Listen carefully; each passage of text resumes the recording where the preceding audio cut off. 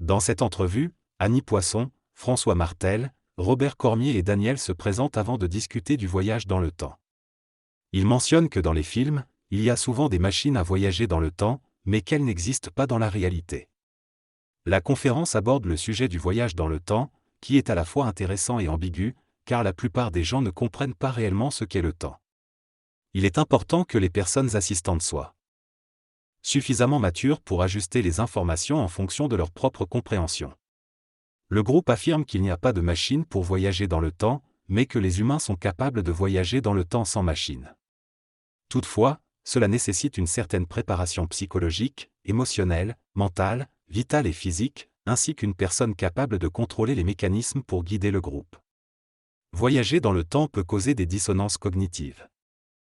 Des contradictions entre ce que l'on voit et ce que l'on croyait possible, et il faut être prêt à les affronter.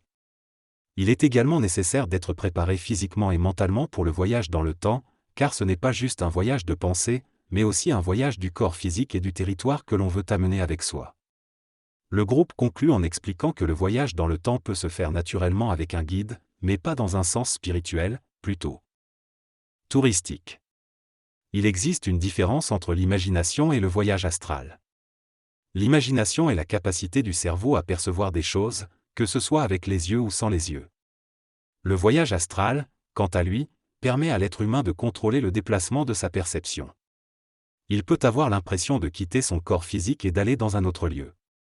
Pendant un voyage astral, on peut voir la salle d'un point de vue aérien, traverser les murs ou apparaître où l'on souhaite. Ça requiert une certaine forme de contrôle de la pensée. Le voyage astral se fait généralement pendant le sommeil, mais il existe des techniques pour y parvenir tout en restant conscient. Il faut être dans un état entre le sommeil et l'éveil, où le corps physique dort mais l'esprit est éveillé. En parvenant à ne pas réveiller le corps physique à ce moment précis, on peut vivre un voyage astral très conscient. Pendant un voyage astral, on peut explorer les annales akashiques, qui sont la mémoire du temps, et fouiller dans les souvenirs et les informations du passé. Cependant, il faut faire attention car on peut revenir de ces voyages psychologiquement affectés ou avec des cauchemars. Dans le voyage astral, on ne peut rien apporter ou ramener avec soi, et on joue dans l'illusion complète, ce qui signifie que les informations perçues peuvent être déformées ou incorrectes. Le nombre de personnes faisant des voyages astraux est difficile à estimer. Le sujet discute de la possibilité de décoder le prochain tirage de la loterie. Il est mentionné que cela pourrait être difficile à contrôler, car il s'agit d'un voyage astral, qui est illusoire. Le voyage temporel est ensuite abordé, avec la capacité d'amener et de ramener des objets. L'auteur a une expérience personnelle où il a vu un bouclier avec 3 fleurs d'Élysée lors d'un voyage, et plus tard a découvert que c'était un symbole utilisé uniquement par la royauté française. 4 explications sont proposées, l'auteur avait déjà vu l'image et l'a oubliée, il a été télépathiquement relié à d'autres individus, c'était un voyage astral offrant une information réelle ou c'était un voyage temporel où il a réellement vu quelque chose.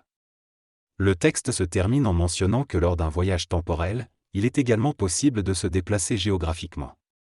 Il y avait en France une fois où des soldats, des chevaliers et des chevaux étaient cantonnés, et j'ai remarqué un écusson. Il y a donc 4 possibilités, mais peu importe laquelle est la bonne, car nous allons continuer et raconter une histoire de voyage dans le temps. Lentement, les explications devront être éliminées. Mais cette fois-là, tout le monde était au même endroit. Si nous voyagions tous ensemble? Eh bien, c'est normal. On peut voyager à différentes places lors d'un voyage astral. Mais lors d'un voyage temporel, on va à un seul endroit.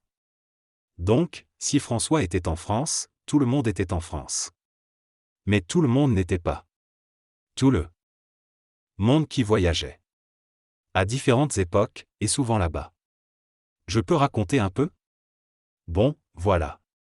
À Montebello, nous étions en cercle et cela commençait par la parole, c'est-à-dire que les gens commençaient à exprimer leur perception. Et nous avons vite réalisé que les gens étaient à différents endroits, car certains voyaient quelque chose ici et d'autres voyaient quelque chose là-bas.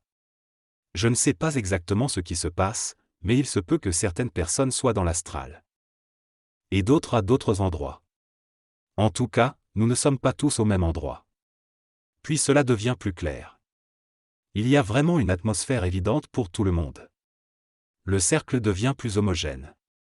Nous commençons à voir les mêmes choses. As-tu vu ça? Et tout le monde confirme.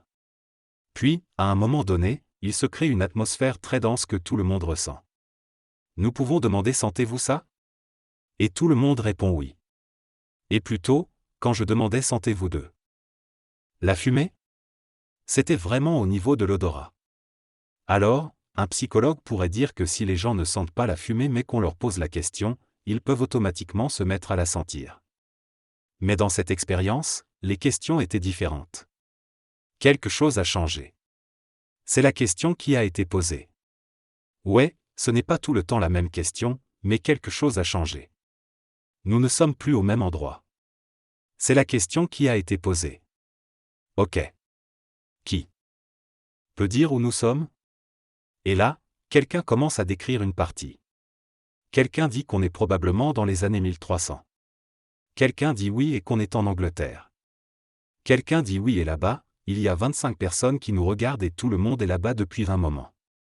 C'est ça? Donc, les gens savent avant que les questions soient posées. Et ensuite viennent les questions. Oui, mais ça devient plus raffiné. On dirait que ça se densifie au fur et à mesure que nous percevons le groupe. On dirait que le groupe forme une énergie et cela densifie les choses. Là, on peut vraiment dire oui, ça sent quelque chose. Ça se sent intérieurement et ça se sent aussi avec l'odorat. Ensuite, nous avons vu. Je n'ai pas raconté tout ce que nous avons vu. Je ne me souviens pas de tout. Pour ma part, les choses les plus marquantes que j'ai vues étaient un éléphant. L'éléphant qui balançait sa trompe en nous regardant. J'avais l'impression que cet éléphant me percevait. Aussi. Au centre, il y avait aussi un grand bateau. C'est ce que j'ai vu en venant. Ce qu'il faut comprendre, c'est que lors de ces premières expériences de voyage dans le temps réalisées au XXe siècle, la première chose a été de réunir des personnes qui avaient une histoire de vie commune. Des personnes qui se sont connues à travers le temps, de réincarnation en réincarnation. Lorsqu'on comprend la mécanique du temps, on peut dire que ce sont des personnes qui vivent actuellement dans plusieurs adresses temporelles similaires. En réunissant ces individus, cela facilite beaucoup les premières tentatives de voyage dans le temps, car cela permet à tout le monde d'avoir des affinités, ce qui les appelle à se rejoindre dans le temps, en gros. Comme tu le décris, il y a une certaine chimie dans le groupe qui facilite probablement les voyages dans le temps. Exactement. C'est pourquoi les personnes qui ne font pas partie de ce groupe et qui ne font pas partie de cette chimie ne peuvent pas participer à ces voyages. Dans cette discussion, il est question d'un groupe de personnes qui se connectent à travers l'astral et l'imagination pour voyager dans le temps. Ils ont développé une mécanique pour permettre ces voyages, en créant un réseau télépathique et en restant conscient pendant le voyage afin de percevoir une réalité temporelle. Le groupe a effectué plusieurs voyages, observant des choses sans être perçus dans le monde où ils se rendent. Cependant, lors du dernier voyage, ils ont réussi à percevoir une présence, matérialisée par un éléphant qui s'est excité en leur présence. Ils ont aussi noté que la préparation préalable était importante pour densifier leur présence dans le voyage. Lors de ce récit, on parle d'une expérience de voyage dans différents continuums. Lorsque l'éléphant, personnage principal, se retrouve dans un continuum plus dense, il ressent une présence physique et une peur. Il décide donc de changer de continuum et se retrouve dans une forêt avec des chevaliers. Les montagnes environnantes sont à la fois présentes et absentes, et il y a une superposition entre la réalité et l'illusion. Les chevaliers semblent former une armée et ont monté un camp avec des tentes, de la nourriture et des lieux d'entraînement. Lors du voyage prolongé, la perception de la réalité se densifie ou s'estompe, et il y a une vision collective des personnes présentes. Plus tard, le groupe se retrouve dans une forêt spéciale, où un chevalier remarque quelque chose d'inhabituel et se dirige vers eux.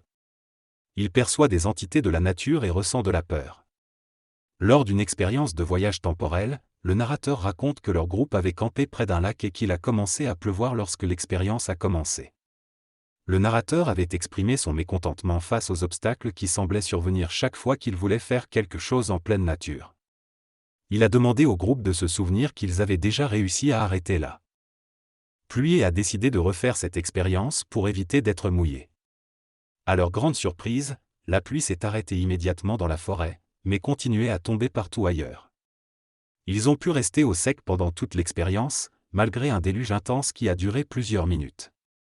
Le narrateur souligne l'importance de prendre conscience de ce genre d'expérience pour développer leur confiance en eux et leur préparation à l'impossible.